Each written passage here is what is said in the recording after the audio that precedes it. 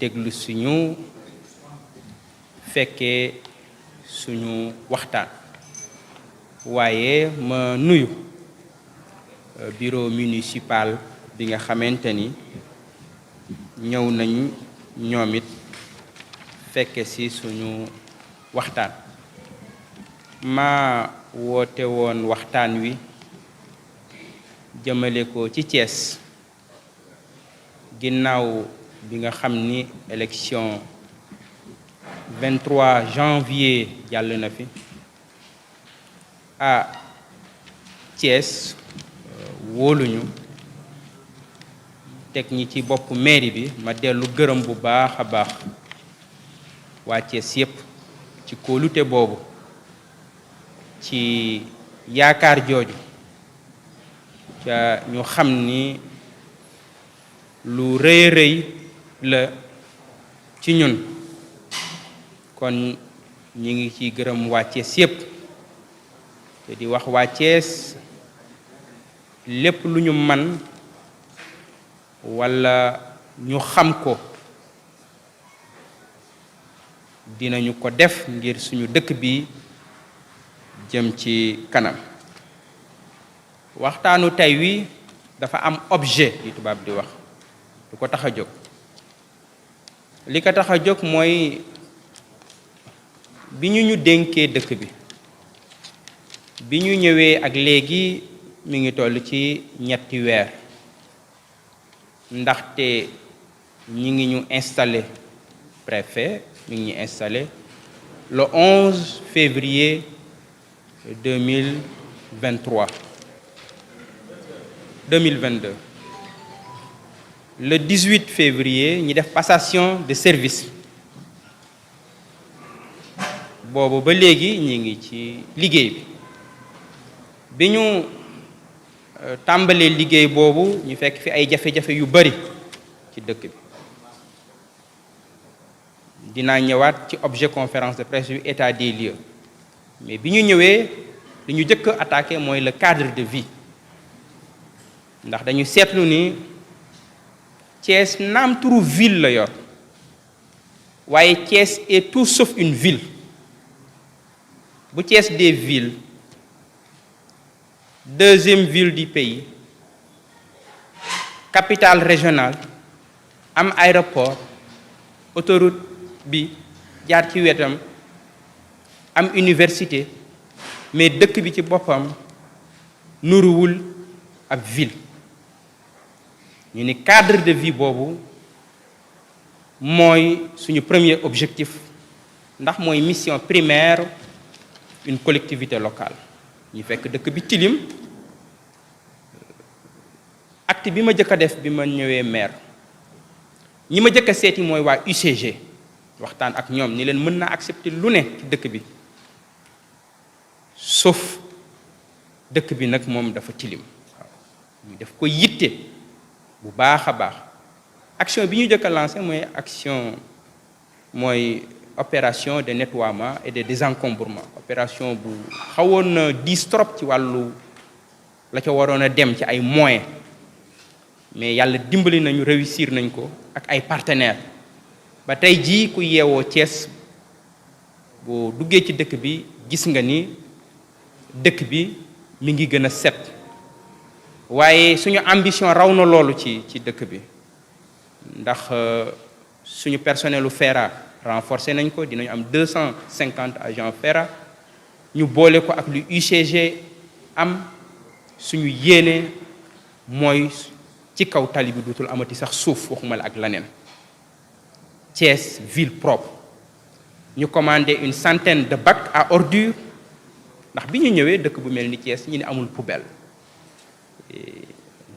ñu bokk programme boobu ak UCG tey jii ci biir dëkk bi am na ci ay barab yoo xamante ni def nañ fa ay poubelles yu mag mooy 660 litres yi ca du ñu yam foofu ñu bëgg dëkk bi set waaye ñi bëgg it dëkk ville dafa am ay espace vert yooyu ñi gisoon ni dañ ko privatiser ay boroomi alal récupérer ko di fa def seeni activités ñu nekk ci xeex bu metti pour récupérer espace vert yooyu delloo ko Thiès. Inondation yi aussi ñi liggéey ci anticiper ko boole ko ak bokk ko ak 3 maires yépp ñu dem sur le terrain waxtaan ak population yi waaye bokk ko ak université yi ñu dem ensuite ñu def beneen journée de synthèse def ci ay propositions yu concrètes di waajal inondation yooyu def ay activités pré-hivernales yoo xamee ne curage am na ci yoo xamante ni saupoudrage la am na lu toll ci 12 machines moto pompe yoo xamante ni man personnellement en tant que maire de Thiès engagé wu naa pour jënd ko ngir ñu waajal hivernage yooyu. Éclairage bi aussi ñu ngi koy waajal bu baax ndax gis ngeen dëkk bi ni mu lëndëme man maire laa boo xamante ni guddi gi damay génn di xool dëkk bi keroog jouru Korité bi dama génn ma dem Place de France mais dama rus dëkk bu toll ni Thiès lëndëm gi mu lëndëm ñu ngi ciy lancé marché bu am solo pour ñu fas yéene dëkk bi aussi daal di set daal di leer ñu ngi waaj a lancé aussi benn opération activité pavage bu mag parce que dañu bëgg a changer visage yu Thiès et programme mu pavage boobu yéene bi ñu ci am bu ñu ci yàlla dimbalee jàpp naa fii ak at yu néew di ngeen gis ni Thiès changé na. loolu ci yenn rek la ci yenn activités yi nga xamante ni am nañ ko muy yoo xam ni commencé nañ ko ngir bëgg dëkk bi gën a xar kanam dëkk bi gën a taaru waaye li waral jataay bi yépp tey du sax loolu du def bilan waaye mooy ma wax leen man bi ma jëlee dëkk bi lan laa fi fekk bi ma ñëwee dama def lu audit boobu ba léegi may jàngat dëkk bi di jàngat document yi di jàngat li ma fekk ci dëkk bi document audit boobu bi ma ci jotee naam am na lu ma ci yaakaaroon sax ci yorin wu bon ci yorin wu sellul waaye yàqu-yàqu yi wax dëgg yàlla fi ma ko fekk moo ëpp li ma gis moo ëpp fi li ma foogoon musuma woon a jàpp ni yàqu-yàqu yi ak seen niveau bi loolu nag bu amee ñu bëri nee nañ ma bul wax waaw ñu bëree bëri nee nañ ma bul wax ñu bëree bëri ñi ngi teg pression ci man pression bi fu ne mi ngi fay jóge waaw y compris ñoo xamante ni maak ñoom ñoo bokk coalition Yewwi Askan Wi parce que léeg-léeg nga gis boroom doole mu jàpp ni xam benn leader bu nekk ci coalition bi mën na tax peut-être docteur Babacar Diop yu def liggéey mu dem gis ko wax ak moom mais li ma gis mënuma ci noppi walla su ma ci noppee man dinaa nekk complice waaw dëgg ak yaakaar moo taxoon waa Thiès wat fal ñu dëgg ak yaakaar ak njub la waa Thiès yaakaar ci coalition Yewwi Askan Wi moom lañ ci yaakaar ci taxawaay boobu tey laa ci gën a engagé wu lu ma ci góobe gar dinañ ni dafa ubbi front yu bëri front yi dina bëri ndax njubadi gi moo bëri dina ni dafa ubbi ay front yu bëri moom dafa bëgg a xeex moom dafa bëgg xuloo xeex dina am xuloo dina am ndax yàqu-yàqu yi ci dëkk bi moo bëri loolu dinaa ñëwaat wax leen li xew ci dëkk bi wax leen yan matukaay aussi lañ ci fas yéene jël xaxaruñu kenn waaw amuñu problème it ak kenn amuñu xaar ma yàlla aussi ak kenn xaxaruñu kenn xeexuñu kenn amuñu xaar ma yàlla ak kenn benn interlocuteur rek lañu am muy population Thiès ma waatal leen ni population Thiès boobu laa wax de tant que je serai maire de Thiès je défendrai les intérêts de cette ville moo tax dinaa waxtaan ak yéen ci personnelu ville bu Thiès ndax askanu Thiès dafa war a xam ndax man dama bëgg a liggéey ci transparence ci reddition des comptes muy wane ni jataay bu mel nii ak yeneen yu mel nii dinañ koy faral di def ak di rencontrer yenn association de jeunes yi waaye aussi ak participation citoyenne dafa am ay mouvement ay jeunes yu nekk ci dëkk bi te dëkk bi ñor leen te ñooñu duñu ay conseils municipaux mais dañ leen a war a boole ci liggéey bi ndax am nañ ay xalaat yu rafet muy chef de quartier yi la muy bàjjanu gox yi lañ muy ay organisation citoyenne yu mel ni Forum Civil ak yeneen ak yeneen ak yeneen participation citoyenne boobu lu ama am solo la ci ñun ni ñu gisee mbir yi su ngeen seetloo personnelu ville de Thiès ci 2019 ba 2019 personnel boobu mi ngi toll woon ci 58 employés permanents maanaam 2019 boobu ba 2020 personnel boobu mi ngi toll woon ci 58 2019 laataa 2020 bi di jeex ñu yóbbu ko ci 78 employés permanents avec benn masse salariale qui tourne autour ci début 2019 117 millions boobu mujj dem ba 187 millions avant 2020 bi di jeex ci masse salariale boo xam ni Thiès dina leen ko fay ci 2020 ak 2021 mu jóge ci 78 employés permanents ci 31 décembre donc 2021 mu dem ci 116 employés permanents 116 employés permanents masse salariale bi jóge ci 187 millions dem ci 230 939 777 francs maanaam 230 millions yoo xam ni Thiès da koy fay ci ay salaire li tax may taxaw ci loolu mooy personnel boobu ay contrat durée indéterminée lañ leen defal lu matul ñaari at daanaka dañ ko doubler mais bi ñu leen di jël li ci ëpp teguwul woon ci soxla si dëkk bi ci besoin dëkk bi waaw soxlawu ci woon tey jii rapport yépp wane na ni ñi saytu mairie bi yépp wane na ni li xoj dëkk bi li xoj Thiès mooy masse salariale boobu 230 millions yoo xam ni dañu koy génne di ko fay ay salaire mu diis trop ci Thiès diis trop ci mairie bi ca xoj bu baax a baax mairie bi ca li ëpp ci personnel boobu ñi ngi fa mais liggéey bi li koy doxal dëgg-dëgg soo ko jëlee génnul lu mat 20 personnes waaw ça veut dire quoi de manière plus concrète des gens payés à ne rien faire loolu li ko waral mooy municipalité ci Sénégal mairie ci Sénégal tradition bi mooy clientélisme politique casé moo ko indi loolu ba tey jii ñi nga recevoir ñëpp wala rapport yi mooy le personnel au niveau de la mairie de ville de Thiès am na ay contrat yu ma fi fekkoon contrat yi moom c'est plus simple décision yi ma ci jël mooy du ma renouveler benn contrat depuis bi ma ñëwee ak léegi et loolu pour que mairie bi mën a souffler ndax mairie bi mënul di liggéey rek pour ngir fay ay salaire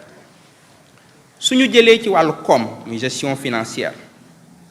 suñu xoolee recettes yi nga xamante ni prévoiroon nañ ko ci 2021 bi levé ko mi ngi woo toll woon ci 3 milliards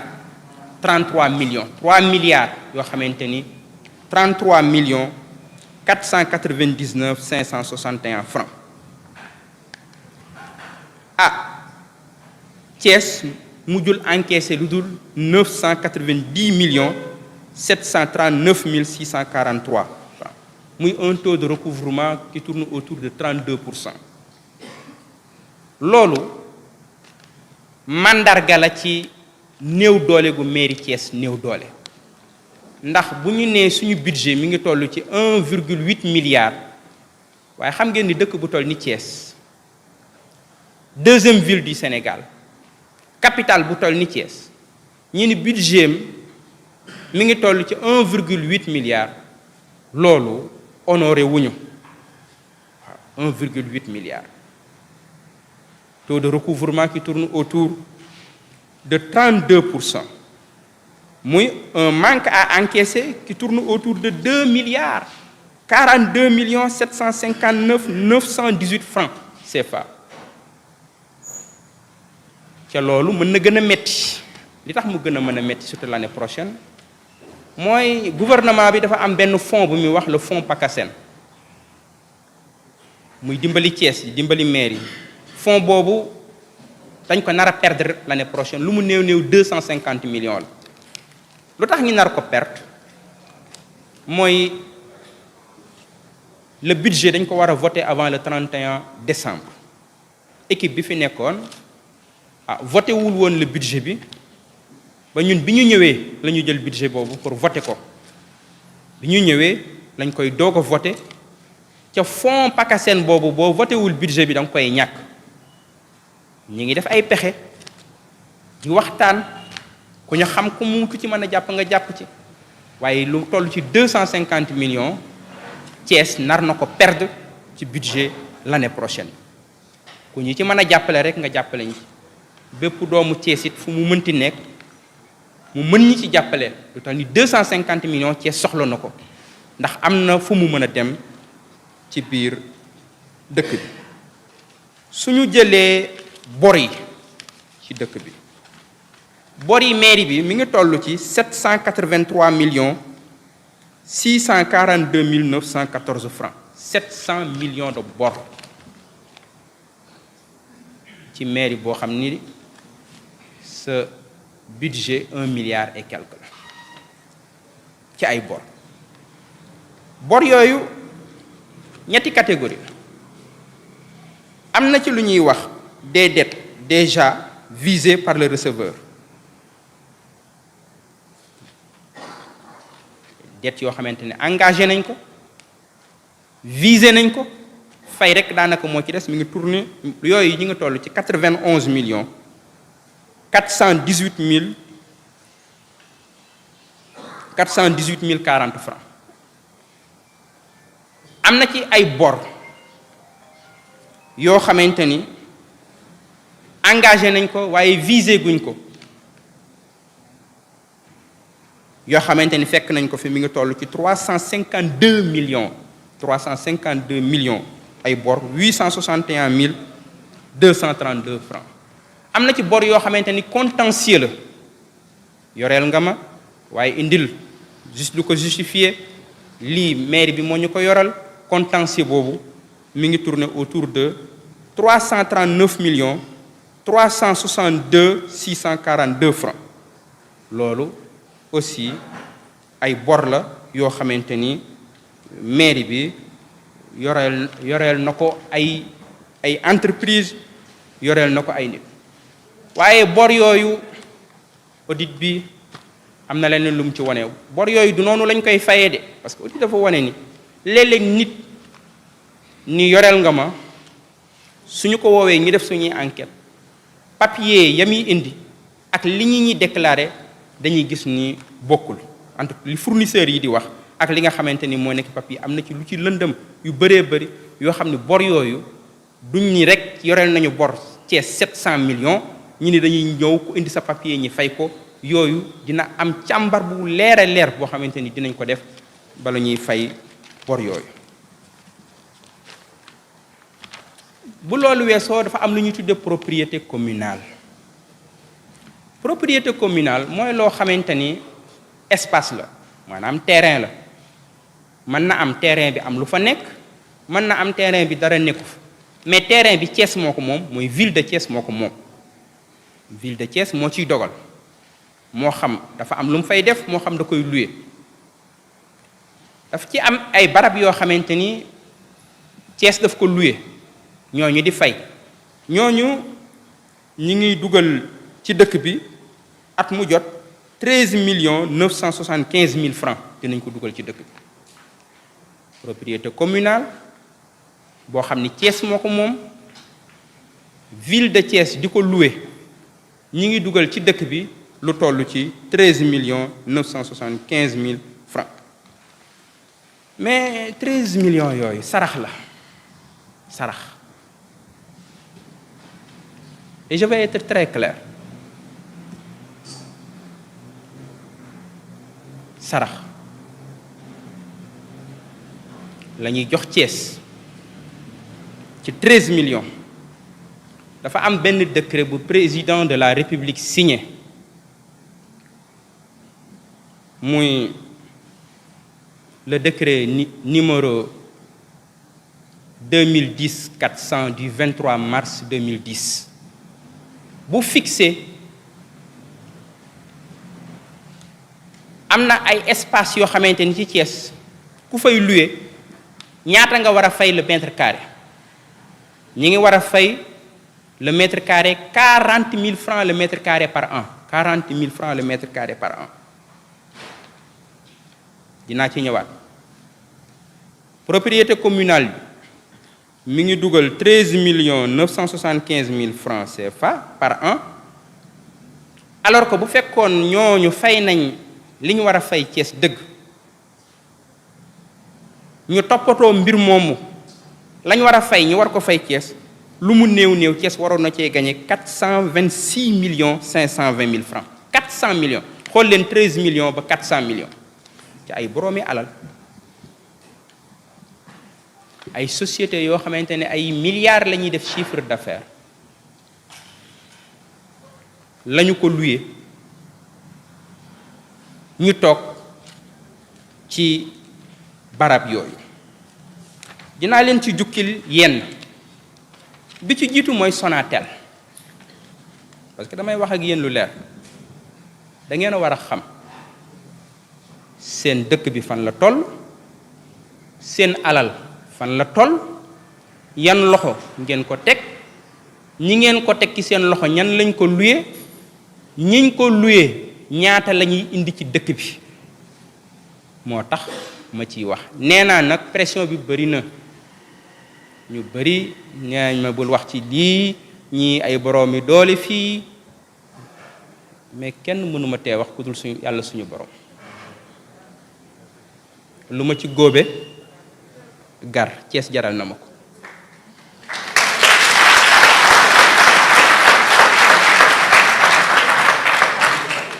wax naa benn nit mu ñëw di ma ji ma découragé naan ma dëkk bi dafa ba ay boroomi doole ma ne ko sama diggante ak waa Thiès bu ci safara doxoon suñu diggante ma traversé safara bi dama wuti waa Thiès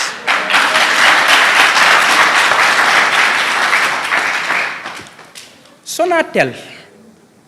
dafa loué 1000 mètres carrés dañ ko loué 1000 mètres carrés Orange di fay 6 000 francs le mètre carré par an soit 500 francs le mètre carré par an par mois soit 500 francs le mètre carré par mois jaaykatu jën bi sax boo ko loué woon dina la fay lu ëpp lool Sonatel moomu di dugal di fay Thiès 6 millions par année 6 millions par année toog ci 1000 mètres carrés 1000 mètres carrés loolu lay tudde sarax bu fekkoon appliqué nañ le décret du président de la République numéro 2010-400 du 23 mars 2010 décret boobu fi Sonatel di fayee fi Orange di fayee 6 000 francs le mètre carré mi ngi war a fay lu mu néew néew 40 000 francs le mètre carré kon ñoom ñi ngi ñuy sarax weer wu at mu jot 6 000 francs le mètre carré ca waroon nañoo dugal ci dëkk bi 40 millions lu mu néew néew par année waroon nañ ko fee dugal lu mu néew néew bu fekkoon li ñu waroon a fay nañ kon at mu jot ñoom ñi ngi def seeni chiffre d'affaires di yóbbu seeni dëkk bàyyi ñu ci ndóol bàyyi ñu ci ay jafe-jafe dama ni ce contrat là je veux m'adresser à Orange doit être renégocié et sera renégocié.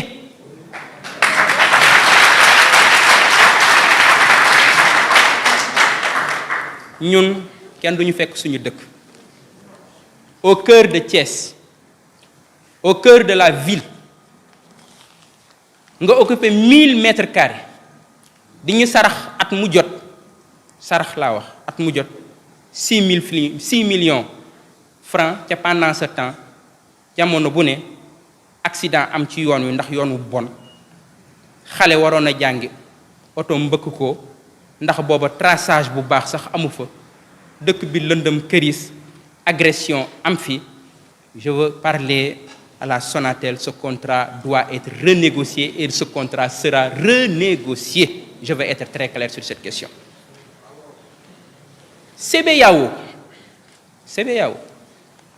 CBAO mi ngi occupé 800 mètres carrés. 800 mètres carrés. Ñoom it li Orange di fay la ñuy fay 6 000 francs le mètre carré par an, soit 500 francs le mètre carré par mois.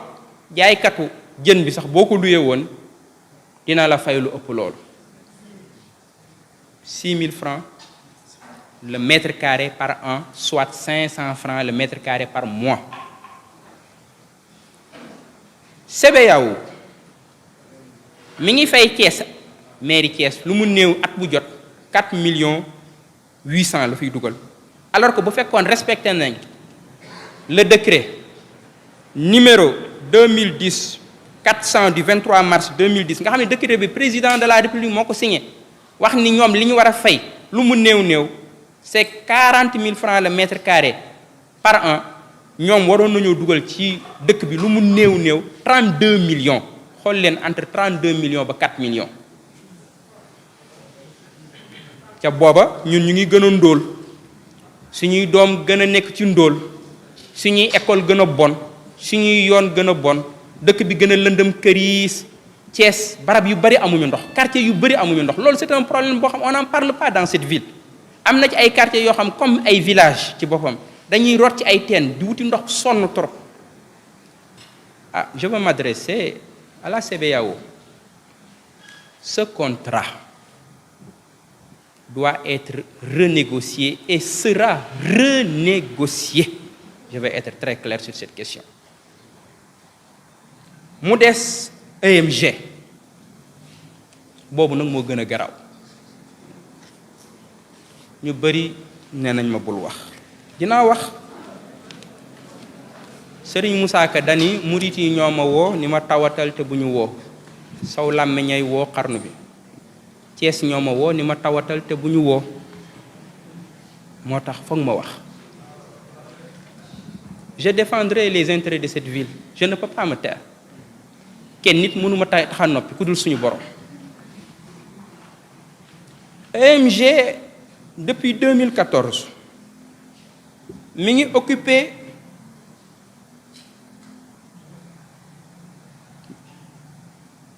1435 mètres carrés. 1435 mètres carrés Mbaye Gueye EMG.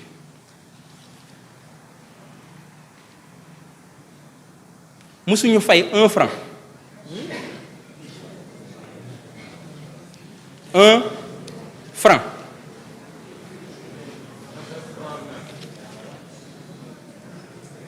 bind naa ko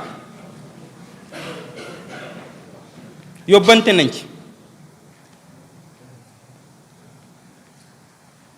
ñu fay li ñu amal Thiès parce que 8 ans yooyu dañ koy fay mënta ñàkk.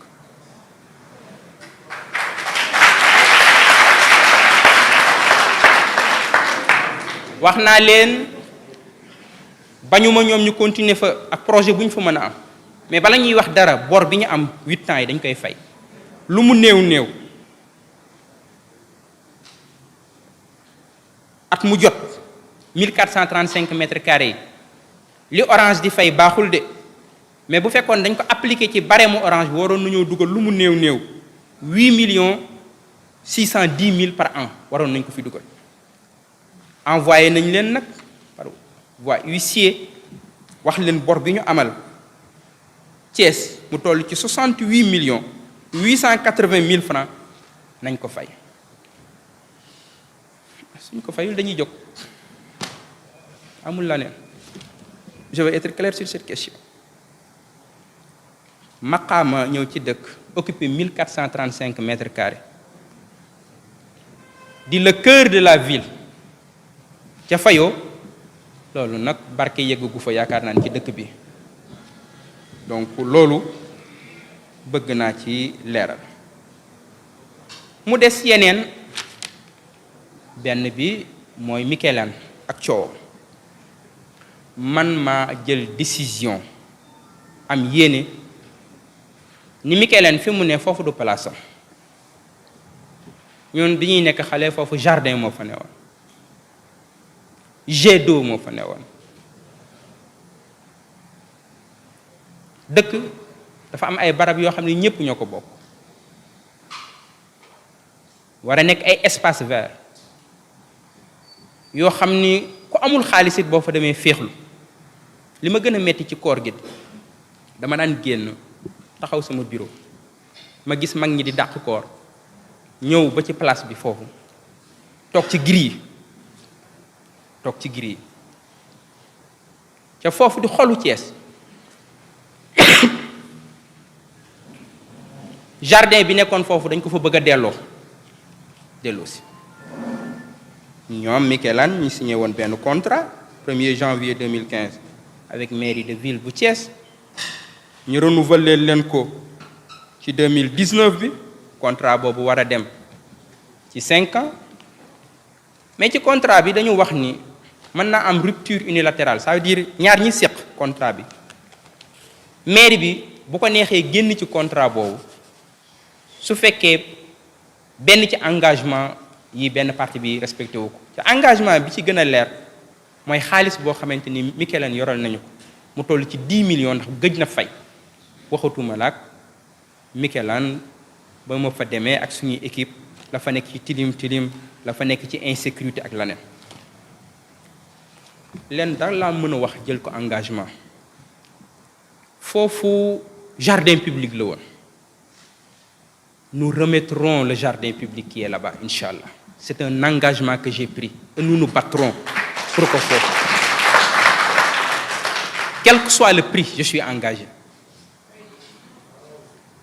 ca du jardin boobu rek am na yeneen i jardin yu nekkoon ci dëkk bi yoo xamante ne engagé wu nañ ci de faire de la place de France la promenade la plus belle place du Sénégal am nañ ci ay fondation yu ñu ciy liggéey ndax projet ville verte boobu di yenn dëkk ab ville day am ay espace vert ville day am ay espace vert waaye ville bu amul espace vert ci Thiès laa ko gis loolu dina jeex ci dëkk bi mu des yeneen mooy yi gën a garaaw waaw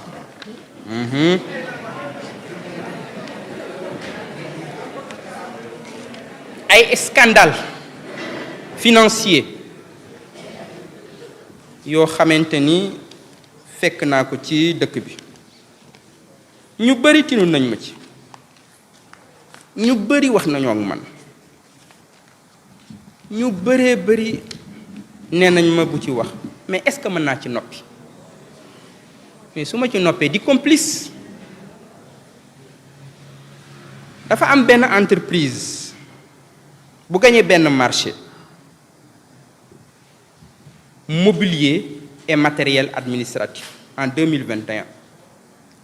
xaalis boobu mi ngi toll ci 19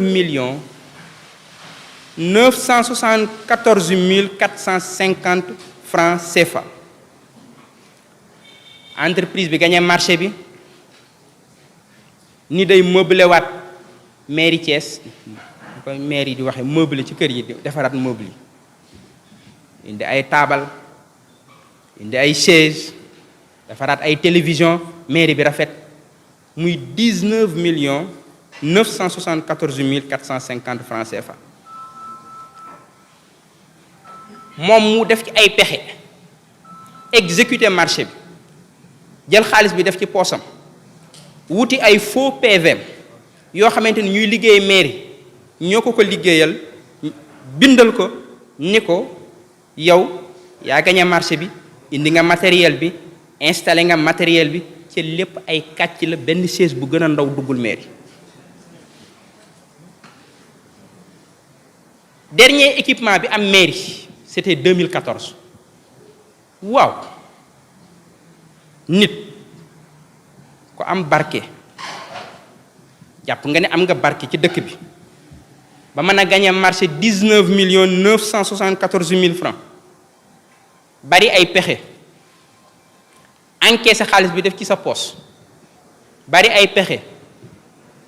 jël ay pauvres travailleurs nga signalé loon ay faux PV de réception ni matériel bi ñëw na nga ni yow am nga barke ba loolu kenn du ko wax ku ma ko mën a tee wax nekkul ci dëkk bi je le dirai je le dénoncerai je le combattrai je lui ai dit ak ña tax ci dossier bi yëpp ña ñuy yónni le seul compromis que je peux faire sur cette affaire mooy qu'il rembourse jusqu'au dernier centime c'est le seul compromis que je peux faire. benn compromis laa am ci dossier boobu ma depuis 2 mois maa ngi ay pour parler ak ñoom dañuy jàppoon ni damay caaxaan benn compromis laa ci mën a def mooy xaalis bi ñu jël ñi remboursé ko waaw xaalis bi ñu jël travailleurs yi les pauvres ñu signalé leen ay papiers ñëpp dama leen a woo sama bureau laaj leen ñu ne ma dañ leen a indil ay papiers ni leen signé leen am na ci ku jigéen koo xam xaw tuuti sax mu jooy tuuti mu ni dañ ko indil papier ni ko signeel moom mu signé ma waxtaan ak suma avocat mu ni ma liñ la wax na ko huissier consigné huissier bi dem ñoom ñu bañ lañ ma wax sama bureau nag wuñ ko wax huissier parce que xam naa ni dañ leen ko digal ma jox leen demande d'explication ñu bañ ni duñu répondre demande d'explication bi ba date bi expiré ma wax ak suma secrétaire général parce que comme mooy chef de l'administration ma ne ko waxal ak travailleurs yi parce que am na foo xamante ni bëgguma fa yegg ak ñoom 4 la bu ñu répondrewul sama demande d'explication dinaa suspendre leur salaire bi ñu xamee ni caaxaanuma ñu doog a répondre demande d'explication boobu muy c'est du faux c'est un marché fictif marché boobu ak ñi ci taq ak fournisseur bi nga xam moo ko gagné benn compromis moo mën a am mooy xaalis boobu ñu restituer ko jusqu'au dernier centime waaye loolu am na lu ko gën a garaaw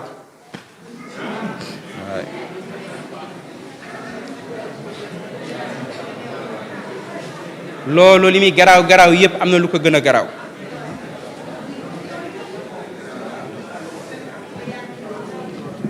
li ko gën a garaaw xam ngeen lan la ndax jàpp naa ni lu nit bëgg alal war fee mën a bàyyi cimetière yi nag ndax ñun ñëpp fa lañ jëm waaw lu nit bëgg xaalis war a fee mën a bàyyi cimetière yi même booy jël alalu waa Thiès ñiy dund waaye ñi dee nga mën leen a muñal sax mairie Thiès defar benn marché cimetière cité Balabé 2 benn mur boo xam dañ ko war a tabax mur bi benn côté bi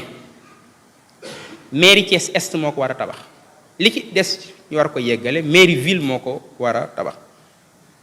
ñi lancé benn marché boobu mi ngi toll ci 19 millions gars yi moom ñu bëgg chiffre 19 la ci scandale yi moom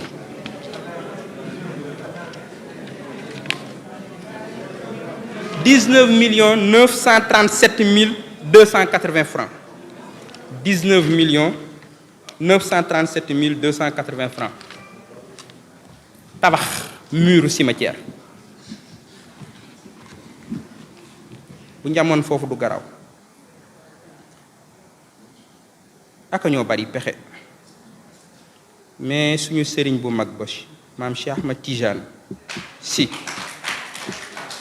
daf ni bari pexe nekk ci ak njuba ko gën a wóor léeg-léeg nit bari pexe lool am expérience lool ñu koy defal ay certificat muy dem ci àdduna bu fu ne bari pexe waaye gis nga pexe yooyu musiba la bu nekkul ci ak njub yàlla nañu yàlla dimbali delloo si ci ñu ak njub yoonu siratal mustaqim bu ñu ci nekkul yàlla nañu yàlla dimbali gide ñu delloo si ñu ci yoon woowu ñu exécuter marché boobu loolu mooy lan mooy gars yi wut nañ seeni papier ñoom nee nañu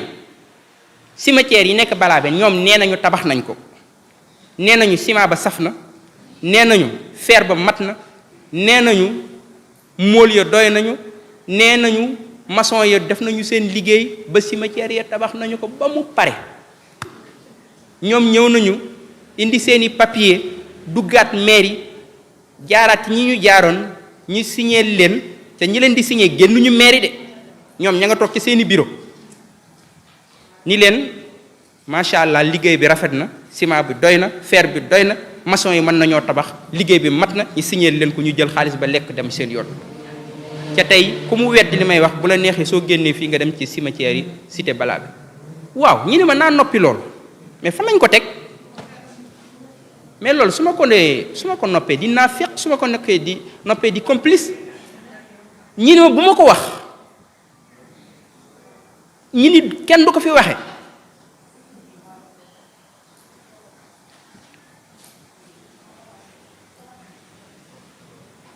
je leur ai dit benn compromis laa ci mën mooy xaalis bi ñu jël muy 19 937 280 francs qu'il rembourse jusqu'au dernier centime. C'est le seul compromis. Huissier bi dem na fa constaté ko. Tous les dossiers sont avec nous.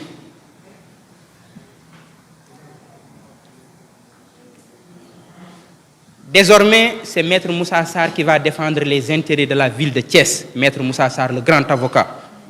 Moi, défendre les intérêts de la ville de Thiès. Maître Moussa Sarr. Moi, le matériel du mobilier. Moi, les cimetières, nous allons engager une action judiciaire. Auprès du procureur de la République. Soit nous rembourser xaalis bi soit ñu porter leen plainte barke yeggul nag ci Thiès barke yeggul nga décaissé xaalis lekk def ci sa poche dem te kenn du ko wax loolu barke yeggu gu fi ci dëkk bi loolu dama ci bëgg a leer scandale yooyu mi ngi fi ci yenn yi nga xamante ni jukki na ko su ngeen xoolee dinañ la ni Thiès amul koom-koom dinañ leen ni Thiès dëkk bu ndóol la ndekete mbir yi suñ ko jaaraloon ci yoon ci yorin wu rafet am na 412 545 000 francs yoo xam ni mën nañ ko yokk ci gafaka Thiès loo xamante ni ci propriété communale kese lay jóge am na lu toll ci 225 777 000 francs 886 francs yoo xamante ni mën nañ ko yokk ci gafaka Thiès loo xamante ni ci impôts communaux yi lay jóge muy 638 millions yoo xamante ni chaque année day nax saay yoo xamante ni ay pexe yu simple Thiès mën na ko récupérer dugalaat ko ci dëkk bi loolu su ngeen xoolee fi dëkk bi toll ci ay jafe-jafe ci budget bu néew doole, ci dëkk bu lëndëm, ci dëkk bu amul sécurité, ci dëkk bu tilimoon, ci yu bari yoo xam mairie dafa waroon a taxaw ci Thiès waaye gisuñu mairie li muy jafe-jafe ñun nag dafa nekk un défi mooy dañu ñu fal ngir ñu taxaw ci défi yooyu. kon Thiès amul problème économique du problème bi am Thiès, c'est un problème de gouvernance waaw nan la ñuy yore yorin wu set yorin wu sell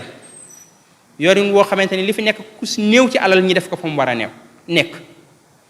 koo fi indi rek muy borom xam-xam muy universitaire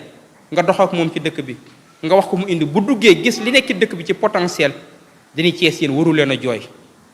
mais bu leen mere kenn mere leen seen bopp soxla wu leen kenn pour demal seen bopp parce que le potentiel est énorme mais le problème que nous avons muy problème mu gouvernance problème mu yorin loolu moo tax mairie bi fas yéene ci taxaw bu baax a baax loolu am na ay jéego yu ñu ci def parce que dem naa fi mission université bu Thiès pour ñu jàppale ñu ngir ñu taxaw dem naa trésor dem naa impôt et domaine waxtaan ak ñoom ñëpp conscient nañ ni le potentiel est énorme au niveau de Thiès. loolu moo tax samedi bii ñu jëm ak dimanche muy 21 ak 22 dinañ def atelier bu mag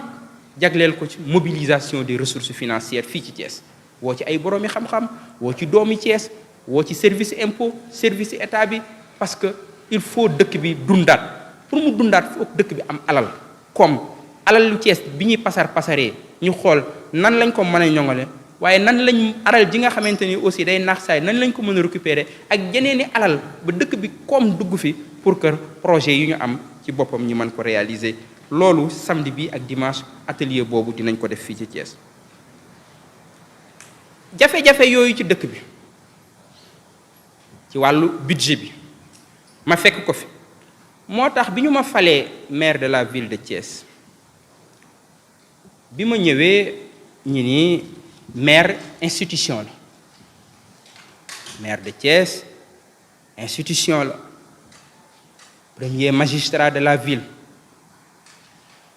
conseil municipal bi nii man dama war a am véhicule de fonction ndax ni may gisee ni awma véhicule de fonction ndax fekkuma ko fa foofu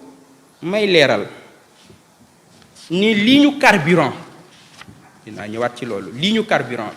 bi ci 10 derniers mois yi utilisé nañ 70 millions de carburant à Thiès ci li ma toll ci ñetti oto yoo xam ne ñoo nekk ci ville 70 millions de carburant xanaa Thiès moom ñun ñoo doon jox service état bi yépp carburant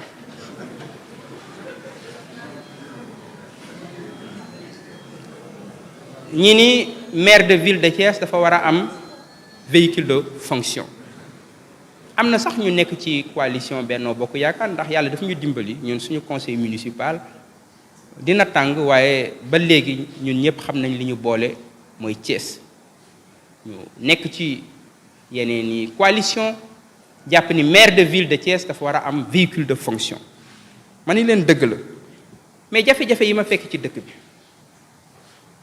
ay bor jafe-jafe yi nga xam ne fekk naa ko ci jamono bii man docteur Babacar Diop rus naa Thiès di ma jëndal véhicule 40 millions ma ciy dugg di dox ci biir dëkk bi looloo tax ma renoncer à mon véhicule de fonction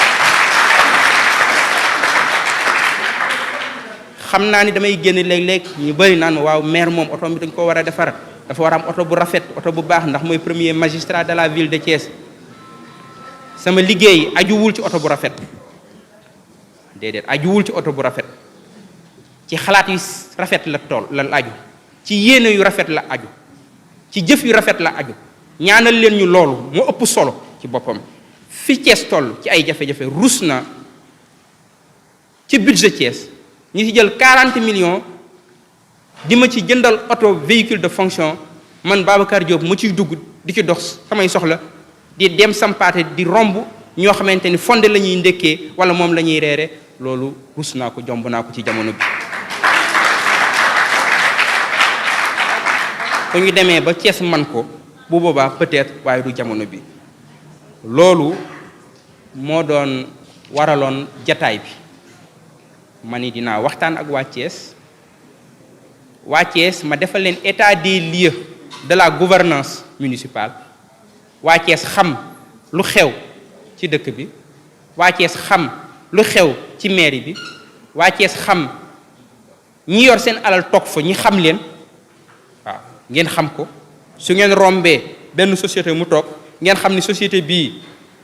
fi mu nekk yéen a ko moom ñaata nag la leen société boobu di fay da ngeen koo war a xam bu ñu renégocier contrat yooyu ba mu leer it dinaa ñëwaat fii wax leen ni le contrat yi renégocier nañ ko lii la société yooyu di fay asalaamualeykum wa rahmatullah.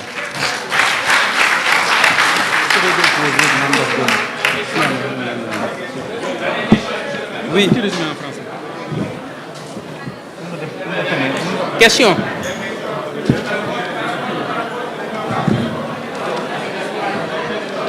Oui.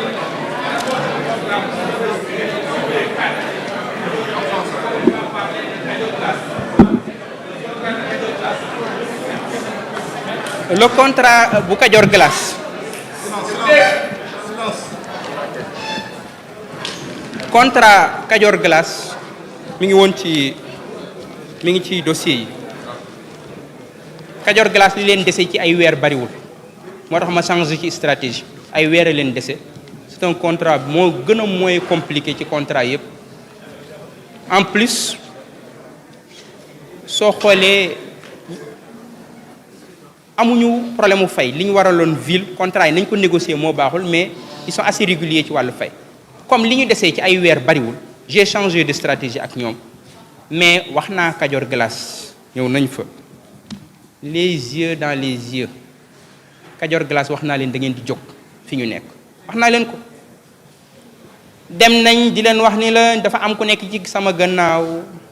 conseil municipal bi oui dafa am adjoint au maire boo xamante ni moo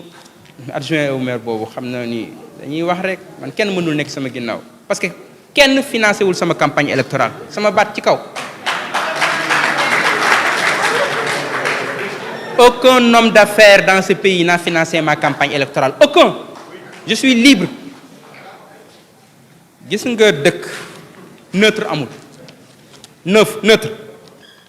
waxu naa féq la amul far foog mu am ñaar na nga am far ak askan wi far ak sa askan ak sa intérêt askan wala nga far ak intérêt de groupe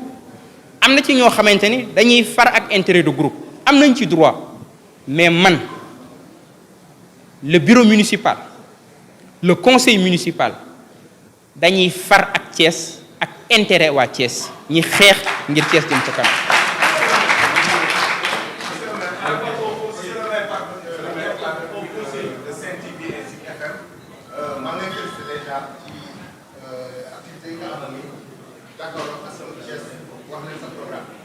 mais en âme et conscience monsieur le maire ak sa position nekk maire bu pare nekk ci opposition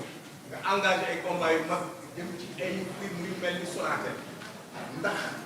xalaat nga ni ak doole bi ñu am te su ko waxee doole bi maanaam fu ñu wéeru toujours ak ci yeneen puissance étrangère ndax am nga yaakaar ne mën nga jël gagner face à ces entreprises yu mel ni Sonatel ak banque yu mel noonu beneen bi ñaareelu question bi moo jëm ci gestion bi ci scandale yu bëri yi fi nekkoon maire di Talla Sylla moom mooy le responsable moral municipal commune ndax poursuite yi moom da koy di viser waaw wala déet merci loolu mooy sama question merci. li ma bëgg a wax ci doole man sama doole mooy askanu Thiès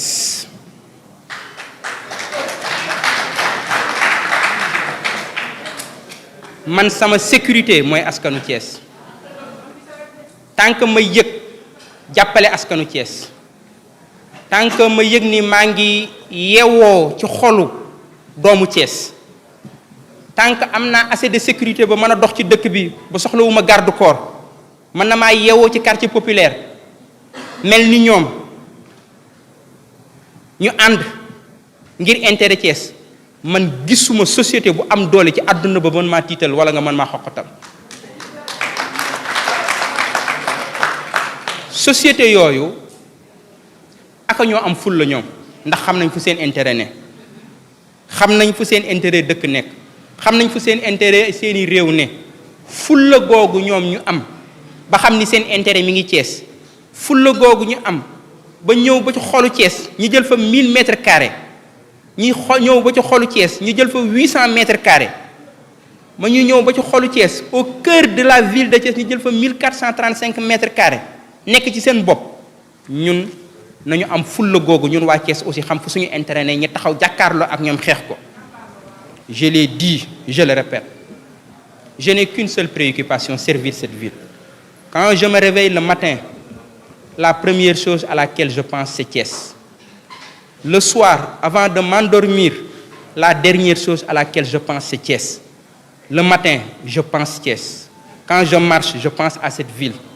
Dans mes méditations, je pense à cette ville. Je veux donner le meilleur de moi-même à cette ville pour faire de cette ville la plus belle.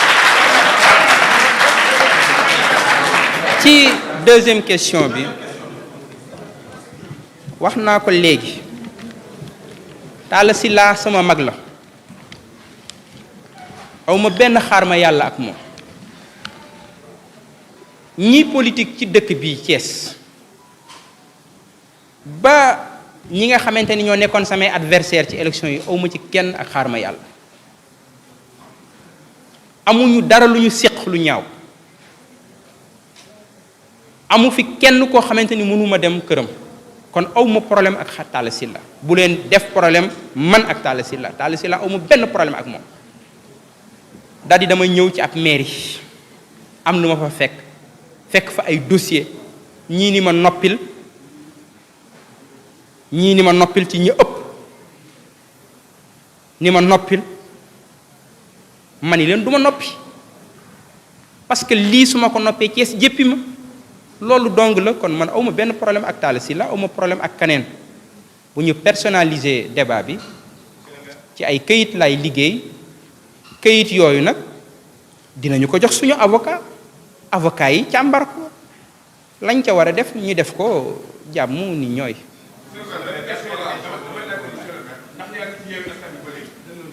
No comment.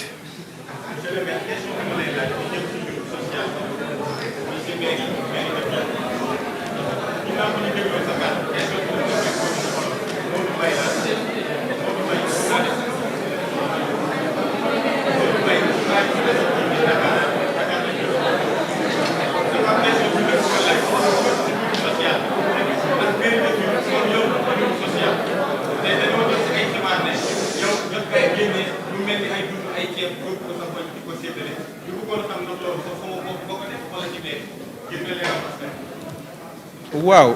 Sénégal moom wax loo xamul daf ci yaatu torop man ci transparence ci boppam la am yéene teg ci suma action politique au niveau de la mairie de ville de Thiès bi nga xamante ni ñu ngi dugg ci Ramadan bi dafa am ay sollicitation yu bari yoo xamante ni am nañ ko benn ci suñuy parents catholiques yi ci jamono carême bi beneen bi suñu directeur de cabinet compilé ay demande la yoo xamante ni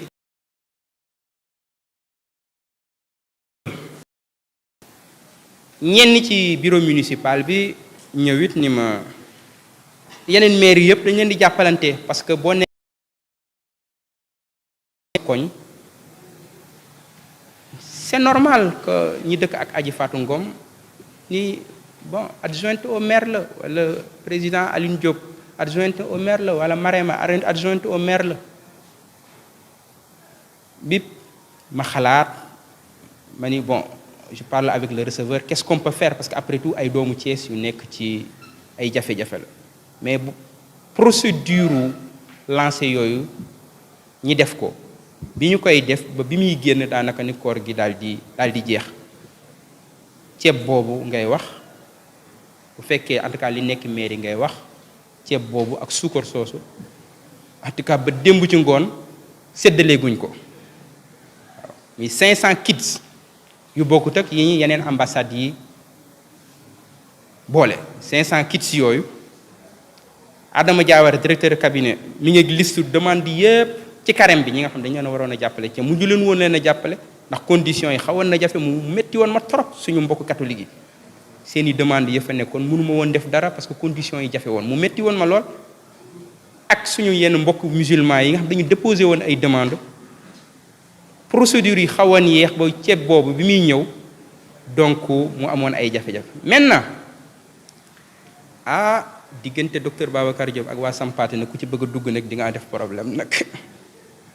Sampaate ba ma fay def social nekkaguma maire man damay liggéey du ma chômeur de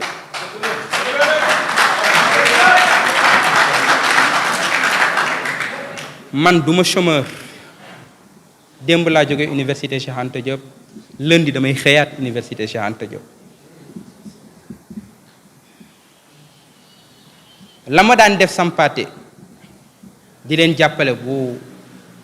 scolaire dama daan dugal presque 1000 kits scolaires bu dara xewul ma koy dugal Sampaate la ma ama ko si néew di ko bokk ak ñoom kon loolu ku leen ci dugal rek dina leen defloo erreur li nga xam ne moo engagé la mairie de ville de Thiès mooy 500 kits alimentaires plus li ñu yeneen ambassades yi may muy ay Turquie may kits yooyu nekk fi loolu am na une partie bu dem mais 500 kits yi nga xam ne dañ ko prévoir woon ci Ramadan mu retard yooyu bu ngeen àndoon ak Adama Diawara ngeen yéeg maire yi dina leen wan parce que commencé guñ ko distribuer parce que dama leen ni woon bala ngeen ko distribuer li ci procédure lépp na leer ñi def réception bi ngeen génne liste yi ñi ci war a bénéficier man sax xaw ma ñi nekk ci liste yi je n'ai même pas besoin de donner kon Adama mi ko doon gérer sax moom xamul ñi nekk ci liste bi parce que c'est des demandes yoo xam da koo fekk ci terrain bi demande yooyu nga xamante ne ñooñu ba ñuy déposer xamuñu woon ni ndimbal am na demande yooyu la ñu jël.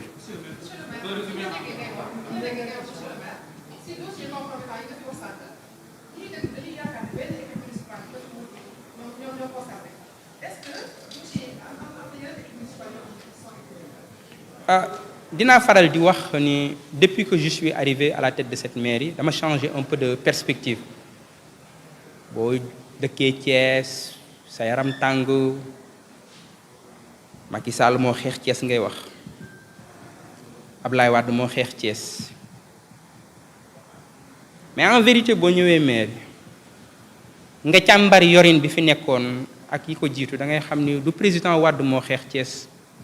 du Macky Sall moo xeex waa Thiès ñoo xeex waa Thiès ndax yorin wu bon ku leen ni mairie mën la lépp waxul dëgg mairie mënul lépp waaye mairie am na lu mu mën am na ay rapport yi ma fekk ci mairie bi du ordre du jour duma ci wax mais bu dëgg amoon ci yoo dëkk bi yoon amoon ci dëkk bi doon na doxee na neen kon yorin wu bon woowu yaatu na fi yàgg na fi moo tax muy défi dinaa lancer aussi beneen audit boo xam si sur le foncier xam naa ni mënuma ko régler mais ñu génn mbóot yi ba li xew ci foncier bi dutul xewati ci Thiès dinañu ko engagé parce que nag ñun suñu équipe bii suñu ñëwee ci mairie bi def li ñeneen ñi daan def ci ay scandale ci ay luubal ci yorin wu bon bu boobaa tuskare la dara du ko jar et l'ambition que j'ai avec cette équipe municipale c'est de transformer la ville de Thiès wax naa ko répété ko bërki démb le bureau municipal le jour où je me rendrai compte que je ne peux pas aider cette ville à changer je retournerai simplement à l'université fermer cours bàyyi mairie bi ak kaneen mu jëm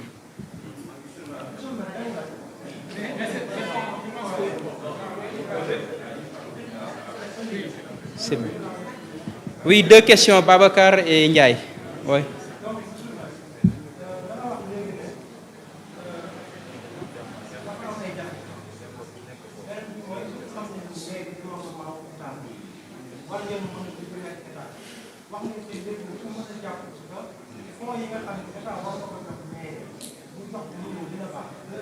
« 250.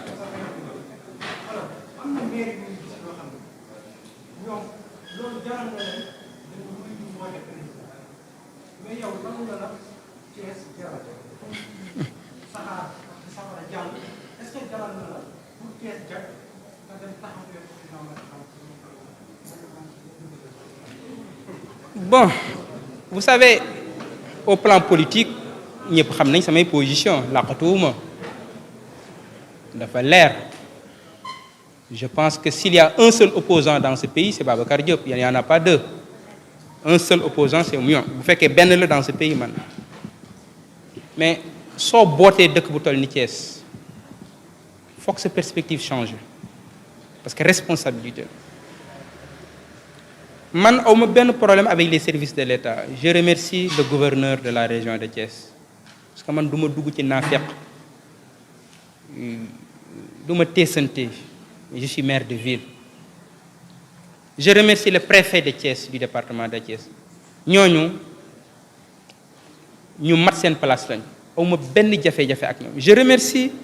yeneen service de l'État muy commissariat central, premier arrondissement,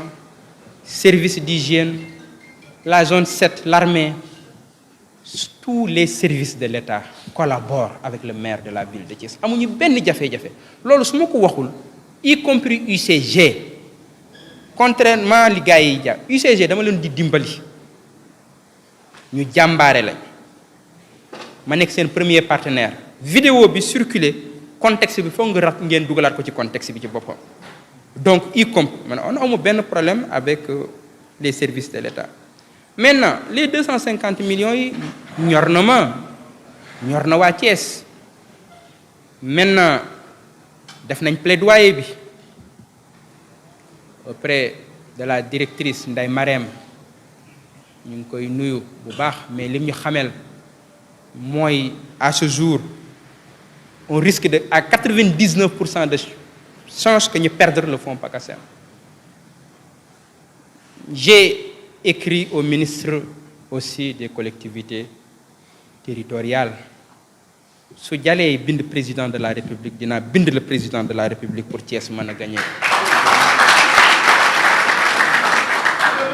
Comme processus la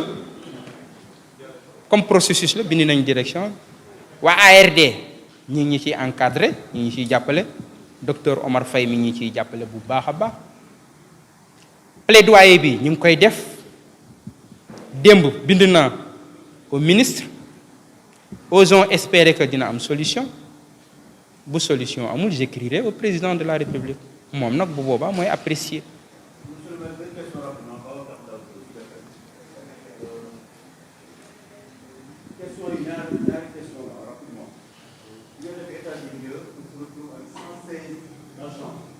Permanent.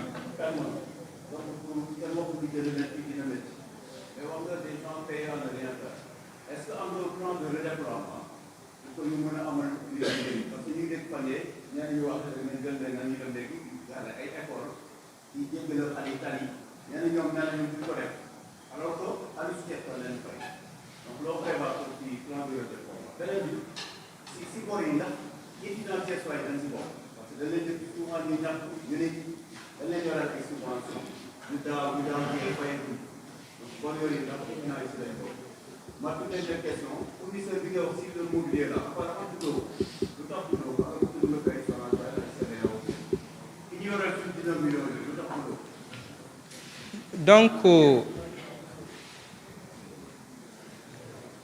muy étudiants yi ak le personnel. Bon le personnel xam nañ sama position ñoom ci seen bopp daje naa ak ñoom le chef de l'administration wax naa ko il faut ñu wut ay pexe. Dinaa rencontrer aussi l'inspection du travail ñu xool yan pexe la ñu mën a dem parce que il faut ceux qui sont payés ñu amal njëriñ Thiès wala ñu wut un moyen de se débarrasser d'eux. Ça c'est une position radicale. Soit ñu débarrasser wu d'eux soit ñu redéployer leen ñu amal njëriñ dëkk bi. Am naa un programme boo xam ni traversé la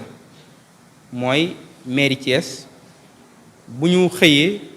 xale yi bëgg a war a traversé jànge école Iba Katiba wala lycée Malick Sy wala camp Gémy ñooñu teel a dem pour jàppale xale yi traversé. Donc ak yenn heures yi am na ci ay rond-point yoo xamante ni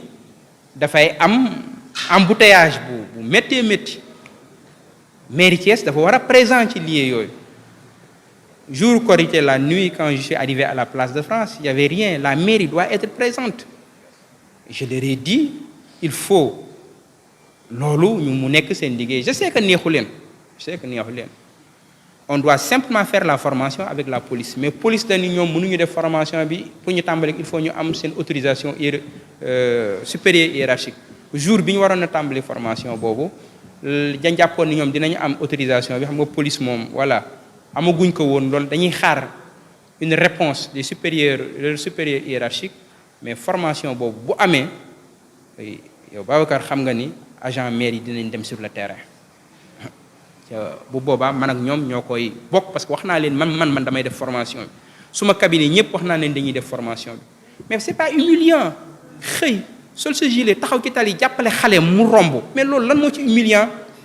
on cherche à humilier personne ma sincère avec fierté man taxaw ci tali buntu ibakati ba jàppale ay xale ñi jàll à 7h30 loolu je pense que ku bëgg sa dëkk ñi ñaan la loolu warul am ay xuloo warul am ay coow. Étudiants yi amuma benn ak ñoom jafe-jafe ci korité gi bi ñu bëggee ñëw ñu ci bëri université yëpp jàppale naa leen benn université rek moo am problème muy université Cheikh Anta Diop bu Dakar parce que amicale ba fa ne depuis 2 ans dañu nekk crise renouvelé wuñ en tant que maire de Thiès wax naa leen bu ñu renouvelé wul duñ jot seen subvention yeneen université yëpp incha allah maa ngi ci procédure pour ñu jot seeni subvention yi bëgg naa ci sax yokk ma yokk ci leneen bi ma ñëwee dafay taxawal benn bureau de formation et de subvention au-delà amicalu étudiants yi di jot seeni subvention dama bëgg fii ak l'année prochaine mairie Thiès di joxe ay bourse doomu Thiès ñuy jàng loolu programme bu yaatoo yaatu boo xamante ni commencé nañ ci liggéey am na ay commission yoo xamante ni teg naa leen ci ñuy liggéey fii ak l'année prochaine doomu Thiès bu toog Thiès bëgg a def formation amuloo ay moyens soo ñëwee ville de Thiès dina la dimbali nga jàng ci formation ak bourse loolu ñu ngi ci ñooñu le mobilier ak cimetière yi benn fournisseur bi la c'est le même fournisseur et bon pour le moment c'est pas la peine je pense à l'état actuel moom ak ña ko wër ñëpp ak ka ko joxoon marché bi xam nañ ci sama position leer na fournisseur boobu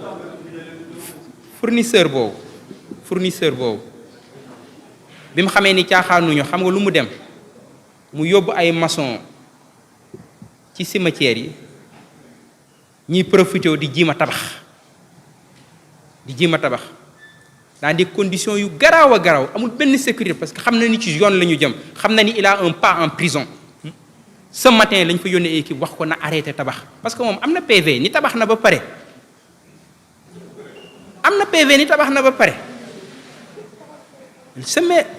Thiès a un nouveau maire il s'appelle docteur Babacar Diop engagé wu ko pour mu dellu sur le terrain j'ai appelé le commissaire demain su delluwaatee ci cimetière yi dinañu fa fekk et je pense que les services de la mairie dinañ jël toutes les dispositions par rapport à ça et je pense que le moment venu di nga am le nom du fournisseur.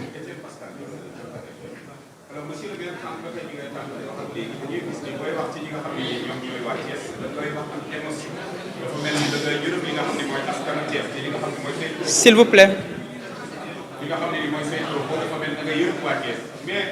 li nga xam ne nii mooy encombrement wu mbedd yi li nga xam ne nii mooy encombrement wu marché yi li nga xam ne mooy occupation anarchique dafa mel ni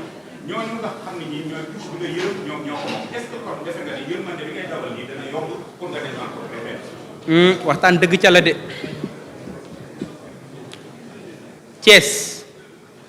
buñ ko bëggee defar foog ñu waxante dëgg am na opération de nettoiement am na opération de désencombrement je vais être très clair am na luñ ci commencé au niveau de l'avenue Léopold Sédar Senghor am na fa ñu fa doon tabax jàpp ni ñoom trottoir bi ñoo ko moom wala waa Thiès dañu leen a jaay trottoir am na ñu fa def seeni parking Ousmane Ngom bi amoon na ñu fay jaay seeni machine occupé trottoir bi yépp ak seeni machine mel ni ñoom moom trottoir bi wala waa Thiès dañu leen a jaay trottoir bi ba ci champ de course bi ci rond point bi am na ku fay tabax benn R+3 ou 4 occupé tout le trottoir mel ni moom trottoir bi wala waa Thiès dañ ko jaay trottoir bi su ngeen demee ci angle Sëñ Fallou bi am na ku fa nekkoon yoroon ay tiwoom yu mag occupé tout le trottoir. Je vais être très clair. Nous allons remettre de l'ordre dans cette ville. Il faut que ça soit très clair. Lolu wax naa ko répété ko centre ville bi nag lay tàmbali problème mu pavage beeg yenn yi moom a xaw a tënk tuuti centre ville bi ñoo ñu fay jaay ay dàll ak yooyu yëpp day deñ.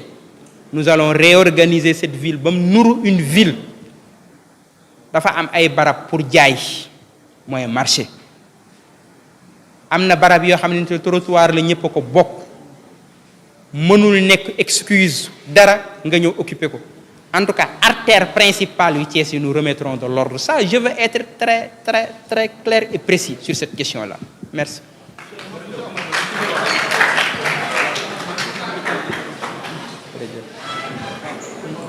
Salaamaaleykum.